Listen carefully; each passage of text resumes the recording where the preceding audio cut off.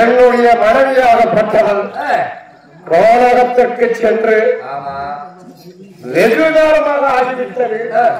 கானகத்தில் சென்ற நேரலை இன்னும் வரவில்லை. சிவபெருமானுக்குரிய பூஜை எங்கே என்று தவறு விடுமோ என்று பயமாக இருக்கிறது. அதெல்லாம் ஒன்னில் வந்துருவாங்க. சென்றவள் என்ன ஆனால் என்று என்னுடைய ஞான திருஷ்டியால் பார்க்க போகிறேன். பார்க்கலாமா?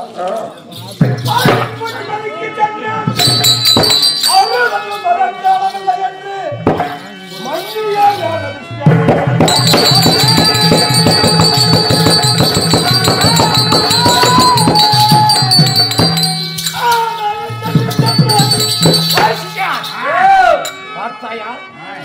ஆதாயம் தன்னை சென்ற கங்கவனும் தன்னை கண்டு கண்ணையால் கற்பழித்து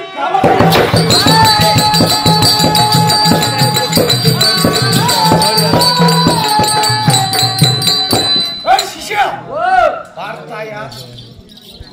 எங்கே இந்த முனியவனுக்கு எங்கே நடந்தது தெரியாது என்று ஆதாயத்தினமாக சென்ற கண்டால் ஜலத்திலே ஜலத்திலே கண்டவன் என்ன நினைத்தால் தெரியுமா? இந்த உறவு இப்பேற்பட்ட அழகு வாழ்ந்த ஆடவன் இருக்கிறாளா என்று மனதளவிலே நினைத்தான். கரத்திலே வந்த குடம் அப்பொழுதே ஜலத்திலே கலந்து விட்டது. இருந்தாலும் வரட்டும், என்ன நம் இடத்திலே தெரிவிக்கிறார் என்று பார்க்கலாம். முத்து கணவர் கோபத்துடன் இருப்பார்.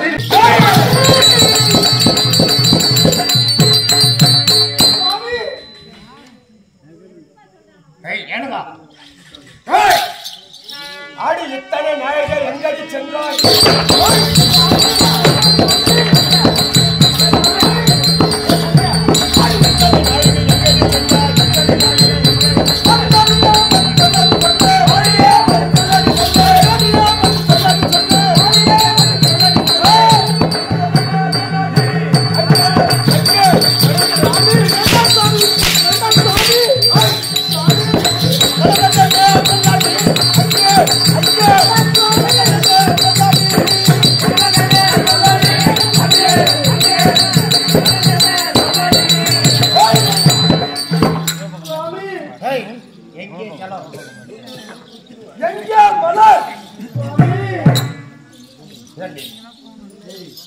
எங்கே ஏன் கால தாமதம் நடந்தது? என்னடி சுவாமி, என் மீது கோபம் வேண்டாம் சுவாமி.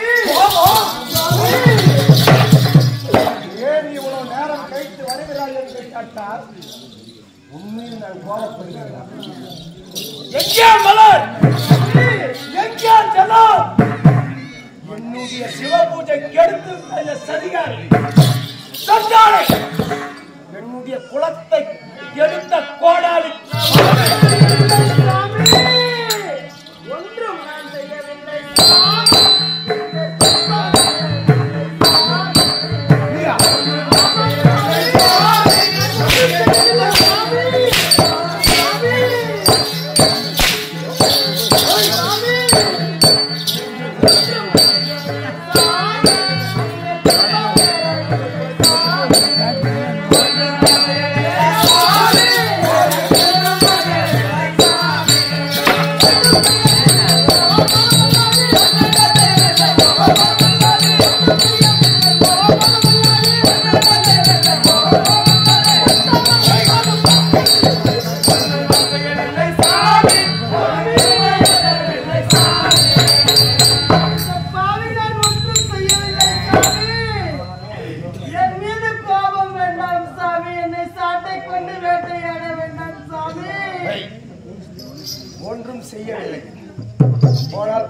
எங்கே மலை, எங்கே ஜலம், எங்கே குடம், எங்கே குடம், எங்கே மலை, எங்க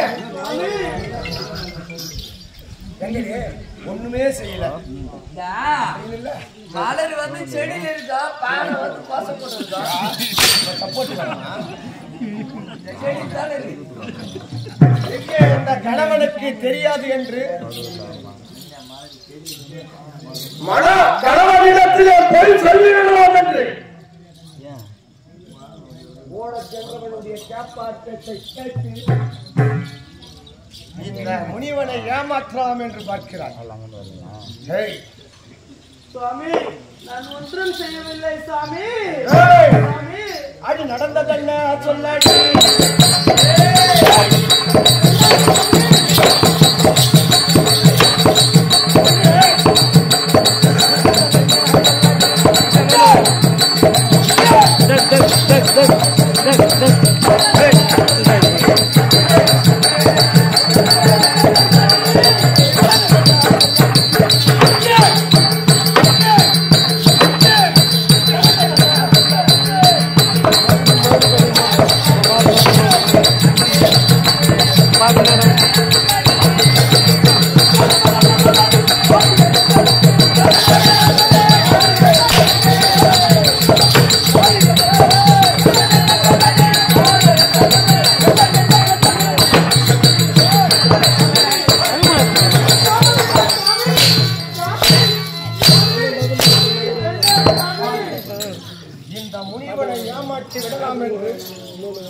என்னுடைய சிவபூஜையை கெடுத்து விட்ட சதிகாரி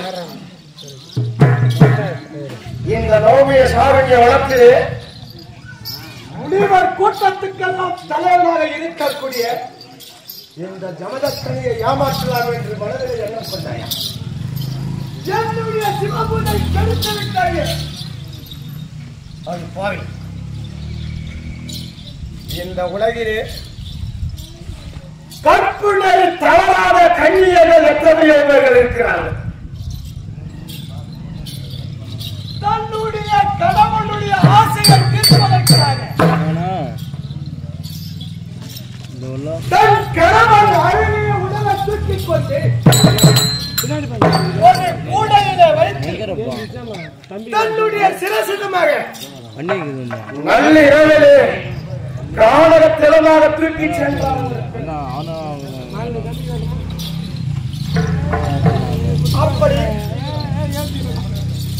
அப்படி தூக்கி செல்லக்கூடிய நேரத்திலே அந்த கானகத்திலே தலைமையாக தொங்கிக் கொண்டிருந்தார் முனிவர். பச்சையாக உருமாறி தன்னுடைய அழகிய கணவனுடைய உடலானது அந்த தலைக்கையாக தொங்கிக் கொண்டிருந்தார். அந்த முனிவர் யார் தெரியுமா? ஆணிமாண்ட ரிஷி. சூரிய பகவானால் சாபத்தை பெற்று நள்ளிரவு நேரத்திலே சாரியாக தொங்கிக் கொண்டிருப்பார். அப்படி இருக்கும் நேரத்திலே தன்னுடைய கணவனை தூக்கி சென்றாரு. அவனுடைய கணவனுடைய உடலானது அந்த ஆணிமாண்ட ரிஷியின் மீது பட்டு விட்டது. உடனே அந்த முனிவர் என்ன தெரிவித்தார் தெரியுமா? உன்னுடைய அழகிய கணவனுடைய உடலை என் மீது படும்படி தூக்கி சென்றாயே, பொழுது வெளியே உன்னுடைய தாயான கணவனை தந்தார். உடனே சாபத்தை பெற்ற நலாயனி என்ன செய்தார் தெரியுமா? சாபத்தை பெற்ற நலாயனி என்ன செய்தார் தெரியுமா? நானே இந்த உலகில் கற்புடை தவறாமல் கண்ணிகையாக இருந்தால் இந்த பொய்யே வெளியக்கூடாது என்று சாபத்தை பெற்றார்.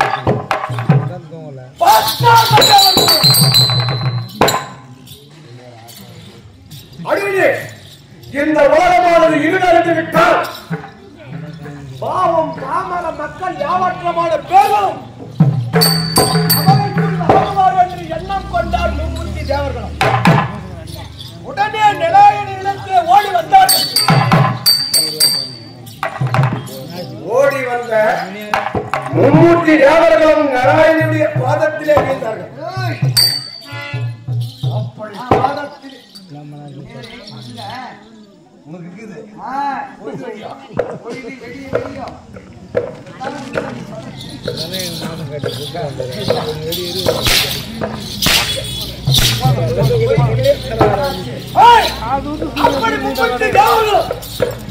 அந்த பெண்ணின் காலில் விழுந்தார்கள்.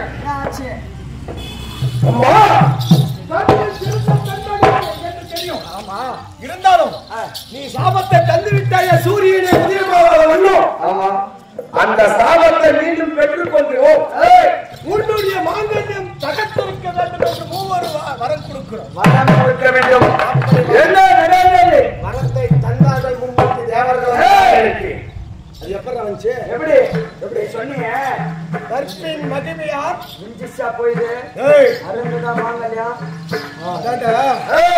தன்னுடைய கற்பின் மகிமையா. ஆமா, அந்த மூர்த்தி தேவர்கள் யார் பாதத்தில் இருந்தாங்க?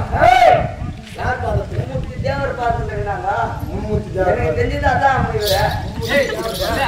கைக்கு போனா மேல கரையில கிட்டுட்டா போறோம்.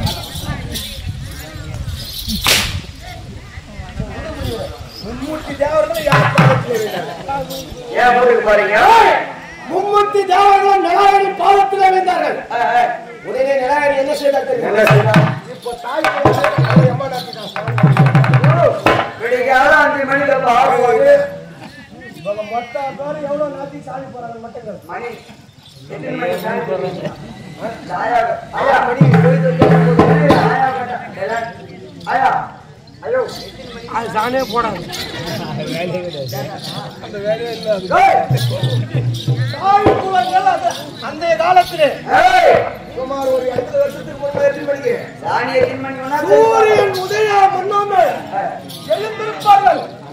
முகத்தை நன்றாக கழுவார்கள். தன்னுடைய நெற்றியில திலகம் என்று சொல்லக்கூடிய எடுத்துக்கொண்டு தன்னுடைய கணவன் பாதத்தை வணங்கி மனித விட்டு ஜலத்தை எடுத்து அதிகாலை நேரத்திலே சூரியமூர்த்தி உதயமாகும் முன்னமே ஸ்நானம் தெளிப்பாங்க. அது யார் கற்றுக் கொடுத்தது? நலாயணி கற்றுக் கொடுத்ததுதான் இன்னைக்கு வரைக்கும் நம்ம செஞ்சுக்கிறோம். அப்படி ஸ்நானம் தெளித்து சூரிய வரவேற்கக்கூடிய நேரம் அவருக்கு அந்த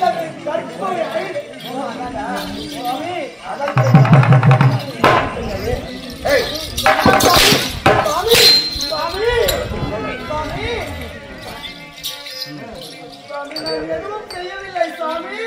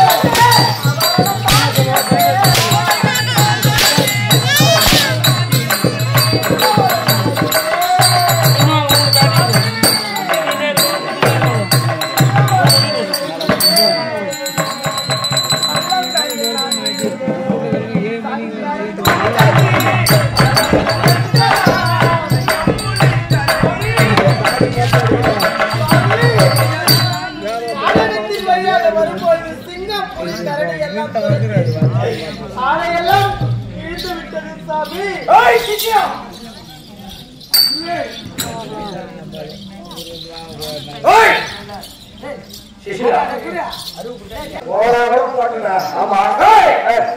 கானகத்திலே ஜலமல்ல சென்றதா என்னை துரத்தி வந்தது. ஆகையால் பள்ளம் என்று பாராமல் பள்ளத்திலே விழுந்ததா? பள்ளத்திலே அம்மா பொய் யாரா சொல்லி கொடுத்தா? நான் எப்பேற்பட்ட முக்காலத்தையும் உணர்ந்தவன்.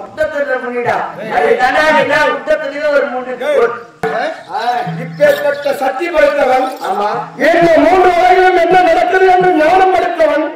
தன்னுடைய கணவனுடைய பெருமை தெரியாமல் போய் சொல்லிவிடலாம்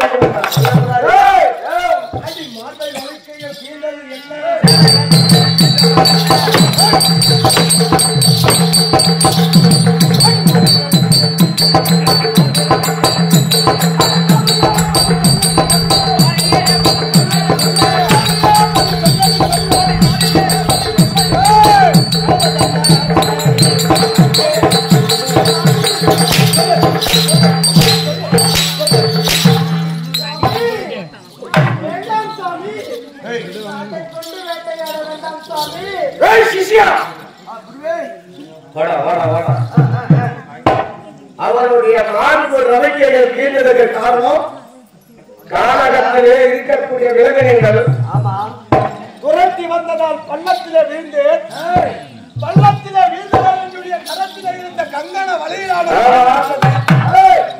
ஓடி செல்லும் போது புதரிலே என்னுடைய சேவையானது மாட்டி கீழ்ந்து விட்டது. ஏண்டா போய் இப்ப எனக்கு எத்தனை பேர் சொன்ன பிள்ளைகள் எத்தனை பேர்? 5 பேர்கள். 5 பேர். ஆமா. ரிஷி விசுவாசு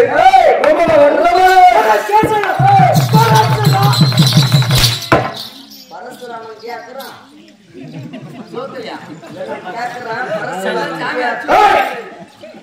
பரசுராமன் 5 பிள்ளைகளும் விளையாடுவதற்கு விளையாட்டு பொம்மையை கொடுப்பேன். நாடகத்திலே உள்ள புலி சிங்கம் கரடி சென்னாய் யானை இந்த விலங்கு குட்டிகளை பிடித்து வந்து தருவேன். ஆமா தவறு கிடையாது. போனால் போகட்டும். இந்த உலகிலே கற்பனை தவறாமல் இருப்பவன் என்று இருக்கிறார். சாமி தேவி நடக்கிறான். நல்ல நல்ல இது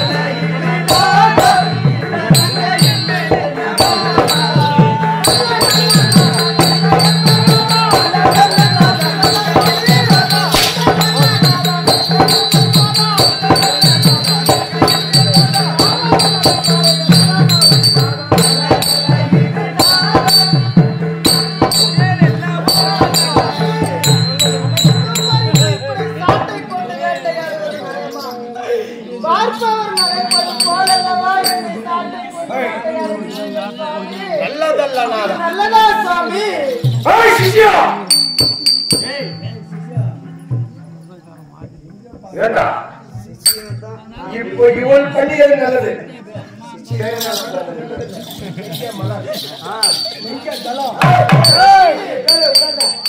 கங்கான வளையலும்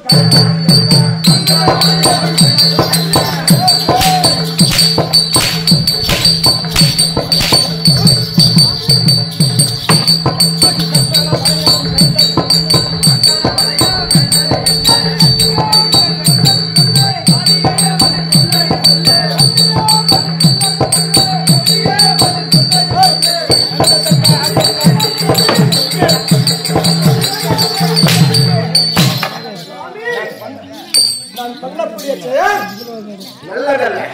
இவள் பண்ணியது நல்லதா?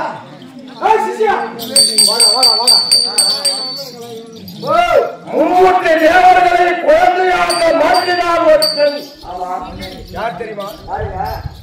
அத்திய மகரிஷியுடைய மனைவி அனுஷ்யா தேவி. அனுஷ்யா தேவி.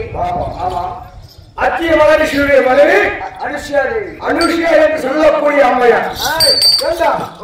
எப்படி தெரியுமா? எப்படி மும்மூர்த்தி தேவர்களும் எம்பட்டால் முடிவுடன் உருவம் கொண்டார்கள். அப்படி உருவம் கொண்டு அனுஷ்யா இடத்திலே அம்மதாரம் என்று கேட்டு சென்றார்கள். மும்மூர்த்தி தேவரும் முடிவு போல் அனுஷ்யா இடத்திலே பசி பசி பசி என்று சென்றார்கள். ஆமா. உடனே அனுஷ்யா தேவியால் 3 முனிவரை வளர்த்தார். மூவருக்கும் தலவாயிலை படைத்தார். ஆமா. தலைவாயில் அமுது வைக்கும் நேரத்தில் மும்மூர்த்தி தேவரும் என்ன கேட்டார்கள் தெரியுமா? கேட்டார், அன்று பிறந்த குழந்தையானது எப்படி இருக்குமோ அதே போல் எனக்கு அமுது படைக்க வேண்டும் என்று தெரிவித்தார். என்ன தெரிவித்தார்? உடனே அனிஷியா தேவி என்ன செய்தார்? ஆடைகளை கலந்தார். தன்னுடைய அவதாரம் என்று சொல்லக்கூடிய கூந்தலா தன்னுடைய உடம்பை மறைத்தார். தன்னுடைய உடம்பை மறைத்தார். அப்படி மும்மூர்த்திகளும் பார்த்தார்கள், விட்டார்களா? உடனே வாழ்வு பகவானை அழைத்தார்கள், காத்தளிக்கும்படி செய்வார்கள். உடனே அனிஷா தேவி என்ன செய்தார்? நானே கற்பு கருவியாக இருந்தார். இந்த மும்மூர்த்திகளும் குழந்தையாக போக கடவுள் என்று சாபத்தை தந்தார். மும்மூர்த்தி தேவர்களும் குழந்தையாக மாறினார்கள். இதை கண்டான் நாரதன். நாரதன் சும்மா இருந்தாரா? எங்கே சென்றார்? 3 பேருடைய தேவி மாநிலத்திலே சென்றார். ஆமா, அந்த மாநிலத்திலே சென்றார். 3 பேருடைய தேவி மாநிலத்திலே சென்றார். தேவியர்கள் இடத்திலே ஒரு சென்றார். பாட்டி, உன்னுடைய மாங்கல்யத்திற்கு ஆபத்து நேர்ந்துவிட்டது. உன்னுடைய கணவன்மார் மூவரும் குழந்தையாக அத்திய மகரிஷியுடைய இல்லத்திலே இருக்கிறார்கள் என்று தெரிவித்தார். உடனே வாடி வந்தார்கள். அனிஷியாவின் பாதத்தை பற்றினார்கள். அப்பா, எனக்கு மாங்கல்ய பிச்சை வேண்டும் என்று தெரிவித்தார். உடனே அனிஷியா அவர்கள் மூவருக்கும் மாங்கல்ய பிச்சை அளித்தார். மூர்த்தி தேவிமார்கள் எப்பேற்பட்டவர்கள்? கேவலம் சாரா ஒரு முனிவருடைய மனைவி பாதத்தில் எதிர்த்தார்கள். அதனால் எதிர்க்கிறார்.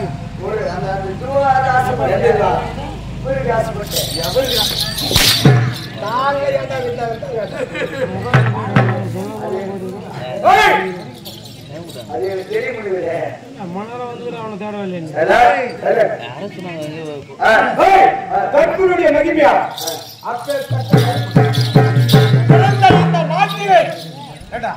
இவள் என்ன செய்ய வேண்டும்? நம் கல்யாணத்தில் நிற்கக்கூடாது.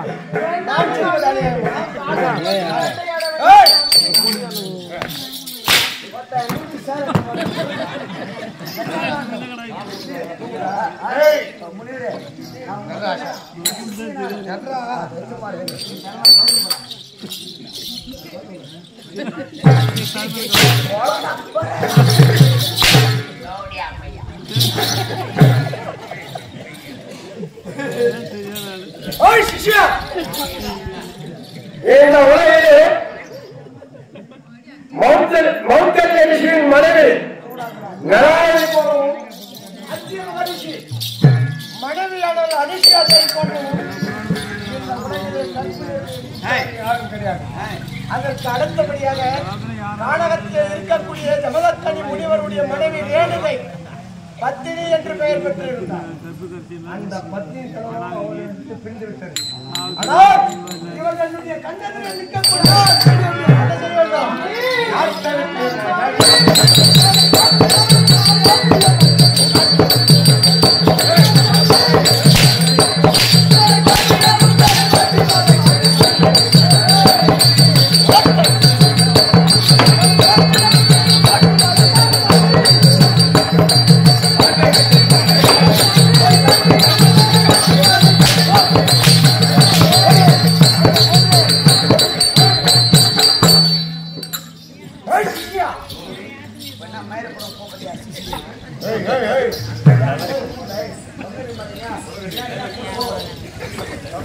என்ன செய்ய வேண்டும்?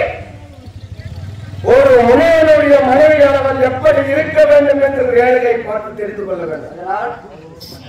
இனியும் அவளை இந்த உலகம் விடக்கூடாது. ஆகையா என்னுடைய 4 மகன்களையும் நான் அடுத்ததாக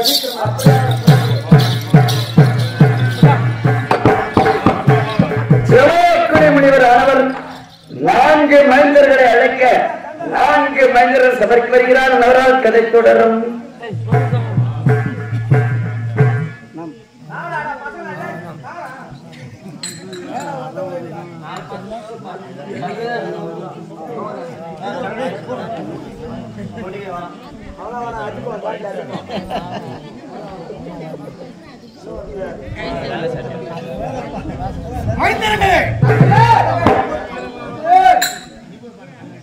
வாருங்கள் வாருங்கள்.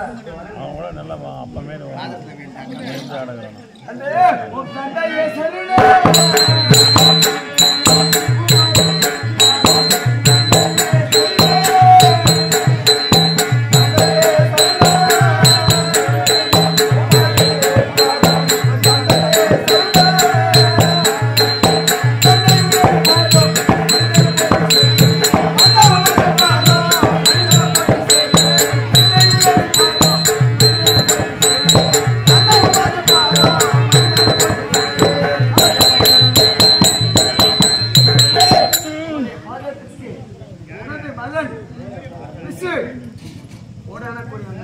தந்தையே விசுவாசு போராடி போடுது தந்தையே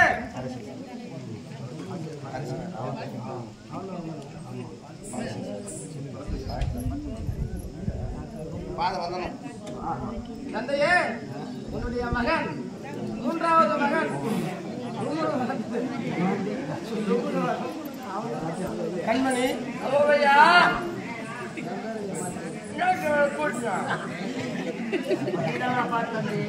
மைந்தர்களே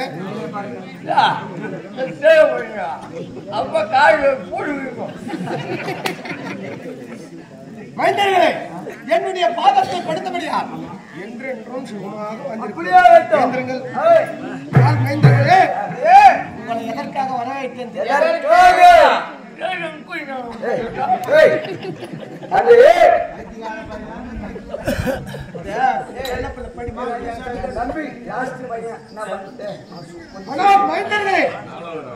உங்களை எதற்காக அழைத்தேன் தெரியுமா? காடகத்திலே ஒரு சிறந்த முனிவனை மணந்தவள் ஒருவன் மணந்து இல்லற வாழ்க்கையிலே ஈடுபட்டு 5 பிள்ளைகளை பெற்றெடுத்து ஆதாயத்திலே சென்ற ஒரு ஆடவனை கண்டு கற்பது 5 விட்டால் ஒருவன் அண்ணவனுக்கு என்னடா தண்டனை கொடுக்கலாம்?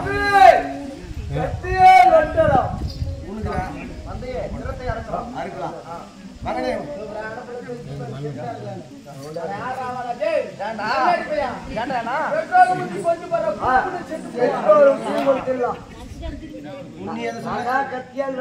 கத்தியால் அவளுடைய சிரசை சேதம் செய்யலாம். பெட்ரோல் ஊத்தி கொளுத்தலாம். பெட்ரோல் ஊத்திட்டு நீடா அவர் என்ன பண்ணிக்கிறவா நல்லோட்டுக்கு பைவ ஷாட் விட்டு அவர் துணி போன அவுட்டு அவர் ரோட்டு போய் போயிட்டு ரோட்ல வண்டி விட்டு வெடிக்கணும். யாராக இருந்தாலும் பெத்த தாயாக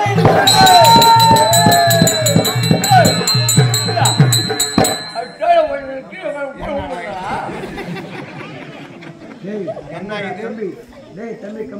யாராக இருந்தாலும் தவறு செய்தவர்களை கொல்லலாம் என்று தெரிவித்த மைந்தர்கள் தன்னுடைய தாய் என்று தெரிந்தவுடனே மண்ணிலே புரண்டு கடைசியாக கேட்கிறேன், கொல்ல முடியுமா முடியாது? வேடுவை கற்பது இழந்து விட்டார்.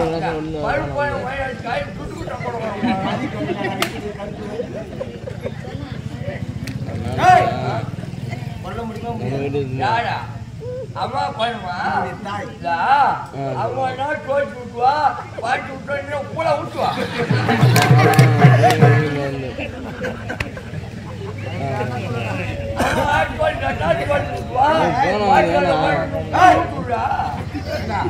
அம்மா சோறு விட்டுனா பார்த்தேன். அம்மா தோச்சு விட்டுனா பாட்டு விட்டுனா புல் விட்டுனா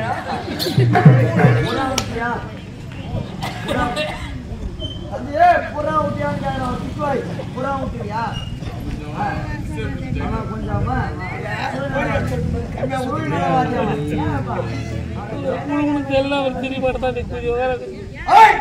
கொல்ல முடியாது.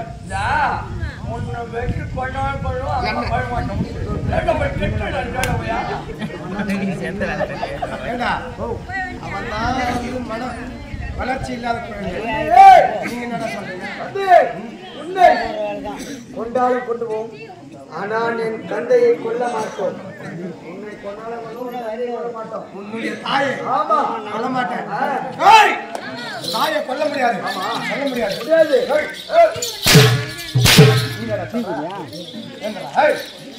தாயை கொல்ல முடியாது. பசங்களுக்கு மேல ஆகி வர்றோம்.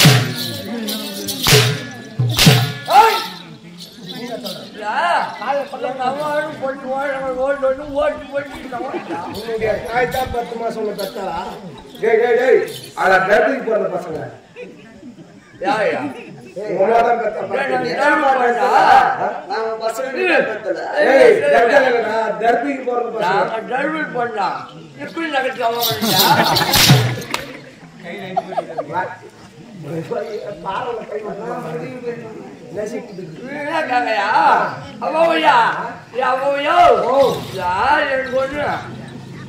கல்யாணம் பண்ணி போய் வைக்க மாட்டான்.